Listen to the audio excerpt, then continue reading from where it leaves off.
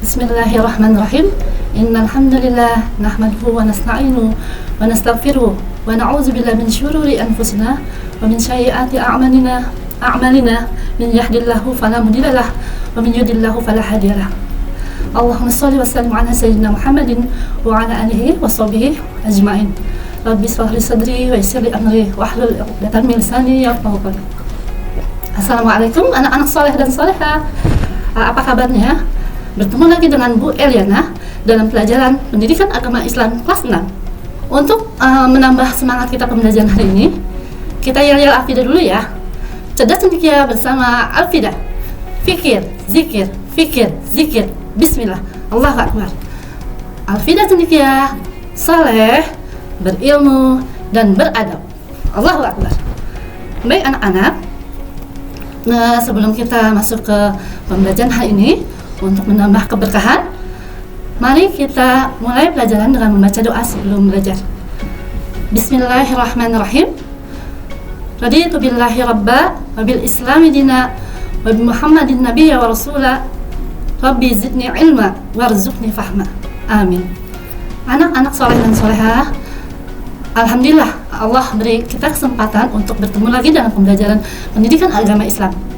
Untuk hari ini kita akan belajar tentang senangnya berakhlak terpuji ya, di bab 8 Pendidikan Agama Islam kelas 6. Baik anak-anak, sudah siap ya? Apa sih itu akhlak terpuji?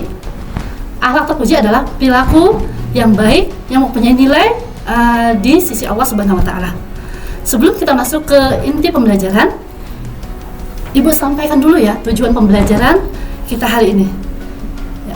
Yang pertama, ya, dengan pembelajaran ini kita diharapkan bahwa siswa-siswi mampu menunjukkan sikap hormat dan patuh kepada orang tua dan guru. Yang kedua, siswa mampu untuk menunjukkan sikap toleran dan simpatik terhadap sesama. Kemudian yang ketiga, melaksanakan adab makan dan mengkonsumsi makanan yang halal dan baik sesuai dengan ketentuan ajaran Islam. Baik anak-anak, sudah dipahami ya. Untuk pembelajaran hari ini kita mempunyai 3 poin yang penting ya. Poin pertama, perilaku hormat dan patuh kepada orang tua, guru, dan sesama anggota keluarga. Poin yang kedua adalah sikap toleran dan simpatik terhadap sesama.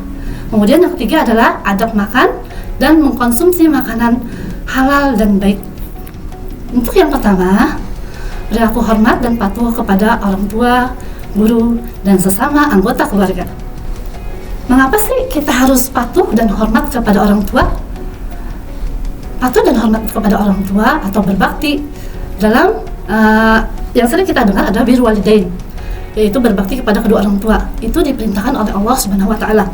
Kedudukan orang tua sangat dimuliakan oleh Allah Subhanahu wa taala, sehingga kedudukannya sangat berpengaruh kepada keridhoannya. Dalam hadisnya disebutkan bahwa ridallahu fi ridho walidain.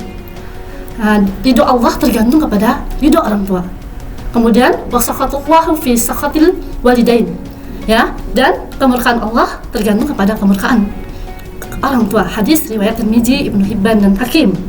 Ya, baik anak-anak soleh dan solehah, bahwa kedudukan orang tua begitu mulia di hadapan Allah, sehingga kemurkaan orang tua akan berpengaruh kepada kemurkaan Allah, dan keridhaan orang tua akan membawa kepada keridhaan Allah, sehingga balasannya adalah surga. Jadi begitu berat ya untuk mendapatkan surga. Selain kita beribadah, kita juga hubungan kita kepada Allah, tapi hubungan kita kepada manusia, salah satunya adalah orang tua, itu sangat berpengaruh untuk apakah kita dimasukkan ke dalam surga atau tidak oleh Allah Subhanahu wa taala. Beberapa contoh keberkahan dan keutamaan berbakti kepada kedua orang tua adalah: yang pertama, berbakti kepada keduanya merupakan bagian dari jihad fisabilillah atau berjuang di jalan Allah. Ya, semua mulia ya anak-anak ya. Mereka yang berbakti maka disejajarkan dengan fisabilillah, jihad fisabilillah atau jihad di jalan Allah. Yang kedua, berbakti kepada keduanya merupakan kunci masuk surga, seperti hadis yang tadi. Ya. Kemudian apabila orang tua ridho dengan perbuatan kita, maka Allah pun ridho. Apalagi yang harus kita lakukan? Berbakti kepada orang tua, salah satunya adalah kita berdoa, mendoakan kedua orang tua di waktu-waktu yang mustajab. Salah satunya adalah ketika kita selesai melaksanakan sholat wajib, ya. di mana doanya adalah, mungkin anak-anak udah biasa melakukan ya, atau sudah biasa dijalankan ya, doa kepada kedua orang tuanya. Karena kedua orang tua kita cinta kepada kita, begitupun kita harus membalas rasa cinta dan kasih sayang kita kepada kedua orang tua dengan salah satunya adalah mendoakan mereka berdua. Doanya adalah Allahumma ghfirli wali walidayya warhamhuma kama rabbayani shaghira. Ya Allah, ampunilah semua dosa-dosaku dan dosa-dosa kedua orang tuaku, serta berbelas kasihlah kepada mereka berdua seperti mereka berbelas kasih kepada diriku di waktu kecil. Kemudian larangan-larangan yang disampaikan Allah kepada kita kepada kita hambanya terhadap memperlakukan bagaimana kita memperlakukan atau menghormati orang tua adalah kita dilarang untuk menyakiti mereka berdua. Salah satunya adalah yang membuat mereka terluka, ya, bisa dengan hal-hal yang kecil maupun hal-hal yang besar. Hal-hal yang kecil saja dilarang, apalagi hal-hal yang besar. Salah satunya terdapat dalam surat Al-Isra ayat 23. Ya, kita dilarang untuk berkata kepada kedua orang tuanya, karena bisa jadi perkataan kita kepada orang tua itu bisa menyakiti hati mereka yang begitu dalam, dan mereka tidak bisa menyampaikan ekspresi kekecewaan mereka kepada kita. Oleh karena itu, untuk menghindari hal-hal tersebut, maka Allah melarang kita untuk menyakiti orang tua. Salah satunya adalah hal-hal yang ringan dengan perkataan kita dilarang untuk berkata kepada kedua orang tua. Kemudian yang selanjutnya adalah berperilaku hormat dan patuh kepada guru. Mengapa kita harus berperilaku patuh dan hormat kepada guru? Karena guru sangat berjasa dalam kehidupan kita. Gurulah yang mengajarkan kita dari hal-hal yang tidak kita ketahui, kemudian kita ketahui, bahkan kita mampu menjalankannya sendiri sesuai dengan apa yang telah disampaikan guru kepada kita. Beberapa contoh sikap hormat kepada guru adalah: yang pertama, bersikap sopan di hadapan guru dan bertutur kata yang santun. Yang kedua, menyimak dengan baik penjelasannya dan mendengar nasihatnya. Yang ketiga, meminta maaf ketika melakukan kesalahan.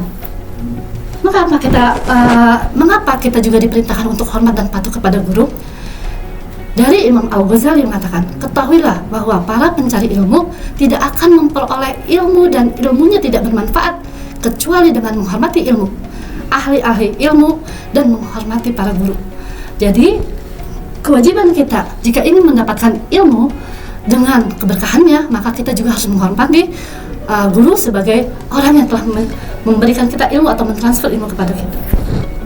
Kemudian selanjutnya adalah sikap toleran dan simpatik terhadap sesama. Baik anak-anak soleh dan solehah, sesama manusia itu di lingkungan kita itu banyak ya. Artinya ada yang Islam, ya Muslim, yang benar-benar saudara sesama iman, dan orang-orang yang berbeda keyakinan atau keimanan atau non Muslim. Ya, yang pertama yang dibahas adalah, yang ibu mau bahas adalah sikap kita terhadap sesama Muslim. Ya, hadis tentang persaudaraan sesama Muslim, salah satunya adalah al-muslimu akhul muslim. Artinya seorang Muslim itu saudara bagi Muslim yang lainnya. Walaupun dia satu ayah, dia berbeda ayah, berbeda ibu, tapi dalam keislaman, dalam Islam, mereka dianggap sebagai saudara. Hadis Bukhari nomor 2262, seorang Muslim adalah saudara bagi Muslim lainnya. Dia tidak menzaliminya dan tidak membiarkannya untuk disakiti. Siapa yang membantu kebutuhan saudaranya, maka Allah akan membantu kebutuhannya. Siapa yang menghilangkan satu kesusahan seorang Muslim, maka Allah menghilangkan satu kesusahannya dari kesusahan-kesusahan hari kiamat. Dan siapa yang menutupi aib seorang Muslim, maka Allah akan menutup aibnya pada hari kiamat. Berikut juga hadis yang lain, ya, yang diriwayatkan oleh Muslim, ya, hadis Muslim nomor 4685, ya, yang mengatakan bahwa Rasulullah SAW bersabda, orang-orang mukmin dalam hal saling mencintai, mengasihi, dan menyayangi bagaikan satu tubuh. Apabila ada salah satu anggota tubuh yang sakit, maka seluruh tubuhnya akan ikut terjaga, tidak bisa tidur, dan panas turut merasakan sakitnya. Artinya, kalau dalam kehidupan sehari-hari, ya, kalau seorang Muslim diibaratkan satu tubuh. Kalau satu tubuh misalnya sakit, maka yang lain merasakan sakit. Seperti misalnya, kalau kita misalnya sakit diare, misalnya, maka tidak hanya perut, diare itu bisa di bagian perut dan pencernaan, tapi seluruh tubuh, ya, merasakan lemasnya. Begitu juga seorang Muslim terhadap Muslim yang lainnya. Apabila seorang Muslim merasakan sakit atau kesusahan, maka muslim yang lainnya layaknya merasakan kesusahan tersebut. Begitu juga apabila seorang muslim bahagia, maka muslim yang lainnya ikut merasakan kebahagiaannya, bukan terbalik ya, anak-anak soleh dan solehah. Paham ya? Baik, untuk sikap toleran terhadap non-muslim, Allah Subhanahu wa taala menjelaskan secara langsung dalam surat Al-Kafirun. A'udzu billahi minasyaitonir rajim. Bismillahirrahmanirrahim. Qul ya ayyuhal kafirun la a'budu ma ta'budun wa la antum 'abiduna ma a'budu wa la ana 'abidun ma 'abadtum wa la antum 'abiduna ma a'budu lakum dinukum waliyadin. Ya, anak-anak soleh dan solehah, dalam surat Al-Kafirun Allah memerintahkan kita untuk memperlakukan orang muslim dan non muslim itu seperti kita memperlakukannya dengan baik, ya, baik dia seagama dengan kita maupun tidak. Berlaku untuk yang orang-orang yang non muslim, maka kita diberikan kebebasan untuk bersosialisasi dalam hal-hal yang sifatnya sosial, bermuamalah. Tapi dalam hal-hal ibadah, maka kita tegas dalam menjalankan ibadahnya masing-masing. Di ayat terakhir, di ayat ke-6, lakum dinukum waliyadin, itu jelas ya, Allah menegaskan untukmu agamamu dan untukkulah agamaku. Jadi dalam hal-hal muamalah yang sifatnya sosial, kita boleh kerja bakti bareng, gotong royong bareng. Dalam hal-hal jual beli boleh, tapi dalam hal melaksanakan ibadah, maka orang yang non-muslim silakan menjalankan ibadah sesuai dengan agamanya di tempat ibadahnya masing-masing. Sedangkan kita sebagai seorang muslim, kita wajib atau kita bebas juga melaksanakan ibadah sesuai dengan keyakinan kita tanpa diganggu oleh orang lain ataupun dengan agama lain. Begitu juga sebaliknya. Baik anak-anak saleh, kita masuk ke bagian berikutnya adalah bagian ketiga, adab makan dan mengkonsumsi makanan halal dan baik. Baik anak-anak soleh, dalam segala beraktivitas termasuk ibadah kepada Allah, kita membutuhkan energi yang cukup, ya, kekuatan agar kita bisa melakukan ibadahnya dengan benar, tanpa ada keluhan, tanpa ada rasa sakit dalam tubuh kita. Makanya karena itu kita diwajibkan untuk mengkonsumsi makanan. Tapi tidak hanya sekedar mengkonsumsi makanan saja. Makanan menurut Islam, ya, yang jelas yang boleh dimasukkan ke dalam seorang muslim adalah makanan yang halal dan baik.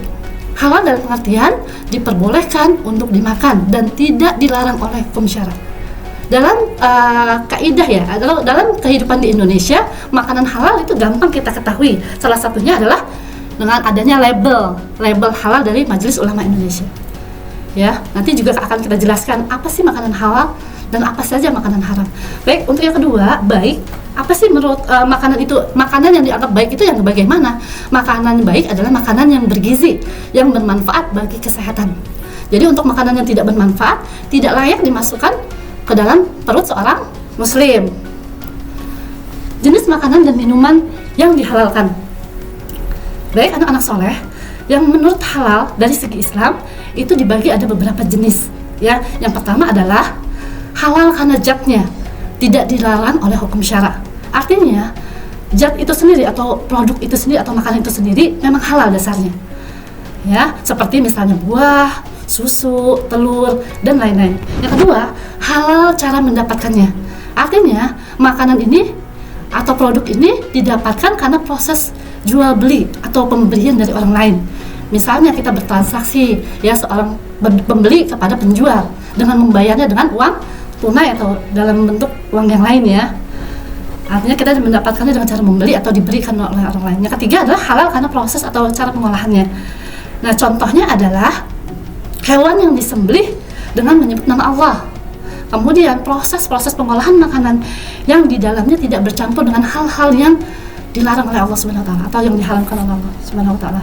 Ya, di sini ada gambarnya tuh, ya. Jadi anak-anak nanti bisa melihat ya, seperti roti, susu, ada contoh-contohnya di situ, ya. Kemudian yang selanjutnya, contoh jenis makanan yang halal dimakan. Yang pertama, semua makanan dan minuman yang tidak diharamkan oleh Allah Subhanahu wa taala dan Rasulnya. Yang kedua, semua makanan yang baik, tidak kotor dan tidak menjijikan, ya. Jadi kalau makanan udah ketahuan kotor jangan dimakan.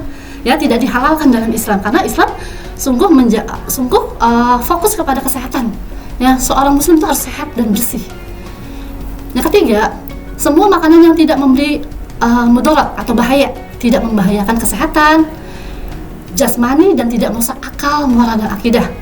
Ya. Yang keempat, ini contohnya apa nih? Contohnya misalnya nanti ya ada gambarnya. Contohnya ada bir ya. Itu kan merusak akal ya. Kemudian merusak akidah. Ada juga makanan-makanan yang merusak akidah. Ada juga makanan yang merusak kesehatan jasmani. Kemudian binatang ternak ya, yang dibolehkan adalah seperti kerbau, sapi, unta, kambing, domba dan lain-lain, termasuk kuda. Kuda juga boleh dimakan karena Rasulullah pernah memerintahkan sahabatnya untuk menyembelih kuda. Kemudian yang kelima adalah sebangsa belalang termasuk bangkainya. Nah, binatang yang boleh dimakan termasuk bangkainya adalah belalang. Mungkin kalau di daerah-daerah ya ada yang kita lihat tuh belalang dibikin seperti makanan cemilan ya, karena memang belalang adalah salah satu makanan yang dibolehkan dalam Islam. Yang keenam ada binatang hasil buruan yang diperoleh dari hutan, halal dimakan dagingnya. Kemudian yang selanjutnya adalah yang ketujuh, binatang yang hidup di laut. Ya, jadi ikan ya termasuk binatang yang dihalalkan, termasuk bangkainya. Ketika kalian menemukan ikan ngambang dalam keadaan mati, padahal tidak disembelih dengan nama Allah ya, tapi ikan ya walaupun bangkainya tetap dianggap sebagai binatang yang halal menurut Islam. Kemudian selanjutnya, ini contoh-contohnya ya. Tadi ada buah-buahan ya, kemudian ada sayur-sayuran, contoh makanan halal. Kemudian ada binatang ternak, di situ ada sapi, kambing, kemudian kerbau, kuda, ada kelinci, belalang, bebek, ayam yang biasa kita makan hari-hari. Kemudian ada kue-kue, ada susu. Susunya juga diperhatikan sesuai dengan ketentuan. Kalau lebih kuat lagi adalah bersertifikat Majelis Ulama Indonesia (MUI). Kemudian ada udang, ada ikan tuna, ada ikan dan macam-macam. Kemudian yang harus kita pelajari berikutnya adalah jenis makanan dan minuman yang diharamkan. Anak-anak soleh dan solehah, makanan haram dan minuman yang haram dilihat dari A ya, haram li zatihi. Maksudnya hukum asal dari makanan itu sendiri sudah haram. Artinya zat itu sendiri sudah haram. Ketentuannya ada beberapa yang dimasukkan dalam Al-Quran. Contohnya adalah daging babi, seperti kemarin kita sudah bahas di surat Al-Maidah ya. Kemudian darah, kemudian khamar atau minuman keras. Kemudian semua binatang yang bertaring dan berkuku tajam atau cakar yang digunakan untuk mencengkram atau menyerang mangsanya. Yang kelima ada binatang yang buruk dan menjijikkan. Yang keenam, semua makanan yang bermudarat atau berbahaya bagi kesehatan manusia seperti narkoba, racun ya. Contohnya apa aja sih ya? Nanti kita lihat. Yang kedua, sebelum kita lihat ke contoh-contohnya, kita lihat dulu ya. Yang kedua, jenis makanan dan minuman yang diharamkan adalah haram li ghairihi. Maksudnya makanan haram karena faktor eksternal atau faktor yang mendukung di luar. Yang pertama adalah bangkai, yaitu binatang yang mati tanpa penyembelihan secara syar'i. Artinya dia tidak disembelih dengan nama Allah. Ya, banyak di daerah-daerah tertentu yang mereka mengkonsumsi binatang tanpa disembelih, jadi mati kemudian dimakan. Untuk dalam Islam ya, dari segi Islam, syariat Islam itu dilarang. Itu disebut binatang bangkai, binatang yang bangkai, dianggap bangkai. Yang kedua, binatang yang disembelih untuk sesaji. Misalnya ada orang yang membawa makanan kemudian diletakkan di pohon besar, kemudian dia menganggap bahwa dengan pemberian tersebut maka pohon besar itu yang dianggap punya kekuatan bisa mengabulkan permohonannya. Ya, itu juga makanan seperti itu dilarang dalam Islam ya. Yang ketiga, binatang yang disembelih tidak dengan nama Allah. Ya. Kalau bangkai tadi kriterianya bisa terjatuh ya, jadi tidak disembelih. Kalau ini khusus ke binatang yang disembelih tidak dengan nama Allah ya. Yang keempat, makanan yang diperoleh dengan cara. Yang keempat, jalalah, binatang jalalah, yaitu binatang yang sebagian besar makanannya adalah feses atau kotoran manusia atau hewan lain atau najis. Nah, ini banyak juga di antara kita yang mungkin belum memahaminya bahwa binatang jalalah adalah binatang yang diharamkan dalam Islam. Binatang yang sebagian besar kehidupannya didukung atau berlangsung karena dia memakan makanan yang berasal dari kotoran manusia maupun hewan. Nah, untuk kalian yang sudah mengetahui, maka berkewajiban juga memberitahu kepada orang-orang yang belum tahu ya, bahwa makanan jalalah ini adalah atau binatang jalalah adalah binatang yang dilarang dalam Islam untuk dikonsumsi. Kemudian makanan yang diperoleh dengan cara yang zalim seperti mencuri, korupsi, menipu. Nah, cara-cara mendapatkannya ini juga akan mempengaruhi dari kehalalan sebuah produk atau makanan yang kita konsumsi. Ya, kalau didapatkan dengan cara yang tidak halal, maka jatuhnya adalah makanan tersebut adalah haram untuk kita masukkan ke dalam perut kita. Kemudian semua makanan yang halal yang bercampur najis. Contoh seperti mentega yang kejatuhan tikus atau cicak. Ya, maka makanan yang tadinya menteganya halal, maka karena kejatuhan benda yang najis ya, maka kita juga tidak diperbolehkan untuk memakan makanan tersebut. Nah, yang ibu ingin bahas di sini adalah yang poin pertama dengan poin keempat. Poin pertama dengan poin ketiga, nomor 1 dengan nomor 3. Apa bedanya? Kalau bangkai bisa jadi binatang ini misalnya terjatuh. Kalau yang ketiga adalah yang langsung disembelih dengan tidak menyebut nama Allah, ya. Paham ya anak-anak soleh dan solehah? Kemudian contohnya apa aja sih? Tadi sudah disebutkan, ada babi, ada anjing, kemudian ada khamar atau minuman keras, kemudian ada narkoba. Narkoba karena kenapa dilarang? Karena merusak akal dan pikiran kita, kesehatan kita juga terganggu. Ya, kemudian ada binatang sesaji, kemudian juga ada binatang-binatang najis ya. Kemudian ada binatang-binatang yang berkuku dan bertaring. Sebelum ibu masuk ke adab makan dan minum, kenapa juga kita harus menghindari makanan-makanan yang haram?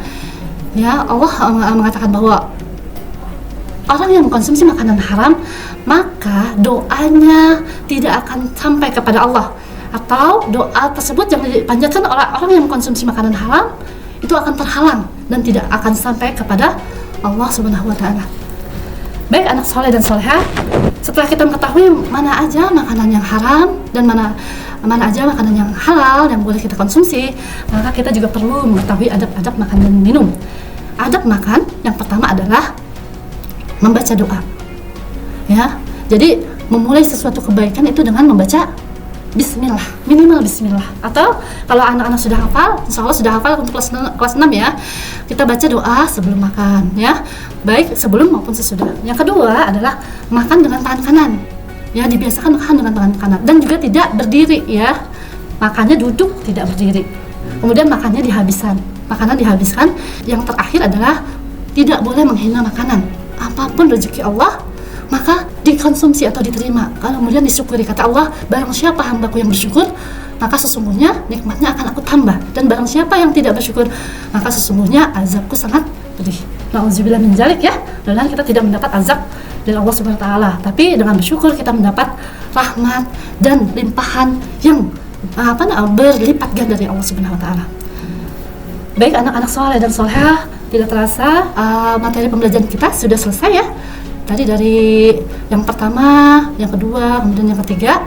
Kesimpulan yang bisa kita ambil adalah sebagai seorang muslim yang baik, ya, kita harus mempunyai akhlak yang baik juga. Di antaranya adalah seorang muslim itu harus hormat dan patuh kepada kedua orang tua dan guru untuk mendapat keberkahan dan ridho Allah Subhanahu wa Ta'ala. Yang kedua, memiliki sikap toleran dan simpatik terhadap sesama. Yang ketiga, terbiasa melaksanakan adab makan dan minum sesuai dengan ketentuan ajaran Islam. Semoga akan mendapat rahmat dari Allah Subhanahu wa Ta'ala. Baik anak soleh dan solehah, alhamdulillah pelajaran kita untuk hari ini sudah selesai, ya. Mudah-mudahan apa yang ibu sampaikan menambah pemahaman kalian terhadap Islam dan menambah kecintaan kalian kepada Allah Subhanahu wa Ta'ala dan Rasulnya. Kita akhiri pembelajaran dengan mengucap hamdalah, alhamdulillahirabbil alamin. Kemudian doa penutup majelis, subhanakallahumma wa bihamdika asyhadu an la ilaha illa anta astaghfiruka wa atubu ilaik. Ibu akhiri, assalamualaikum warahmatullahi wabarakatuh.